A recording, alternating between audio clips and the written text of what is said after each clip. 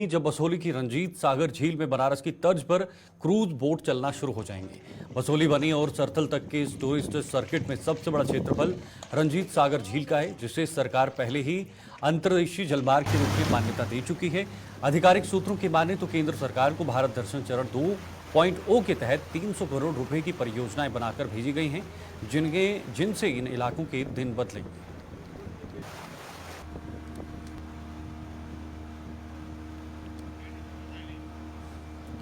तो ये रंजीत सागर झील है, जहां पर बहुत जल्द क्रूज दौड़ेंगे और टूरिज्म को बढ़ावा मिलेगा, वहां पर पर्यटक को बढ़ावा मिलेगा और ज़्यादा मात्रा में लोग जो हैं वहां पर लोग उमड़ेंगे, पर्यटक उमड़ेंगे और उससे वहां पर स्थानीय लोगों को भी बहुत ज़्यादा फायदा होने वाला है। तो ये तस्वीरें बनेगी जहां पर क्रूज दौड़ने की जो खबरें हैं वो बहुत जल्द सामने आ रही हैं कि यहाँ पर बहुत जल्द क्रूज दौड़ेंगी और बहुत ही खूबसूरत नज़ारा जो है वो यहाँ पर बनेगा। रंजीव हमारे साथ, हमारे सहयोगी इस खबर पर ज़्यादा जानकारी देंगे। रंजीव, 300 करोड़ रुपए की परियोजनाओं का जो है वो लाभ मिलेगा आने वाले समय में, और जब यहाँ पर क्रूज दौड़ेंगी तो वाकई सी बात है कि यहाँ पर जो पर्यटक है उसको भी बढ़ावा मिलेगा। देखिए शीतल, यहाँ पर पर्यटकों को बढ़ाने के लिए सरकार द्वारा पहले भी कई कोशिशें की गई और जम्मू कश्मीर सरकार द्वारा भी इस बसोली इलाके को पर्यटन के मानचित्र पर पहले से ही लाया गया है।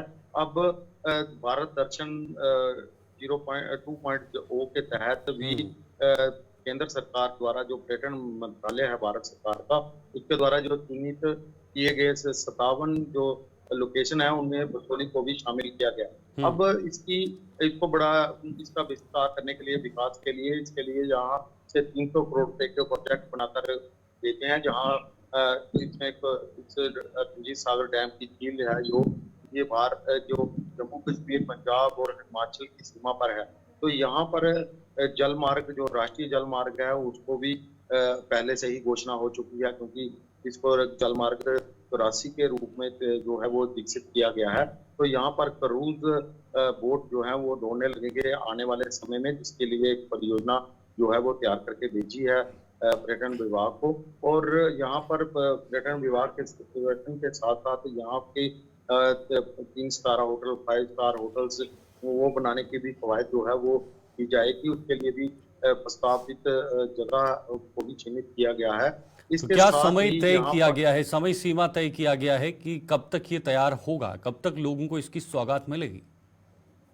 देखिए, भारत दर्शन 2.0 के तहत सरकार द्वारा इस साल आने वाले जो फाइनेंशियल ईयर है उसमें जो 300 करोड़ रुपए का प्रोजेक्ट है, उसको मंजूरी मिलती है तो जल्द ही आने वाले 4-5 महीने में यहाँ पर क्रूज को लेकर या पर्यटन को बढ़ाने के लिए ये काम शुरू हो सकता है। लेकिन यहाँ पर इसके साथ साथ, क्योंकि बसोली नगरी जो है वो पहले से ही अंतर्राष्ट्रीय ख्याति प्राप्त है, चाहे पश्मीना शाल हो, चाहे अपनी कलाकारी के लिए बसोली पेंटिंग के लिए जानी जाती है, उसको भी यहाँ पर जीआई टैग जो है वो पहले से मिल चुका है।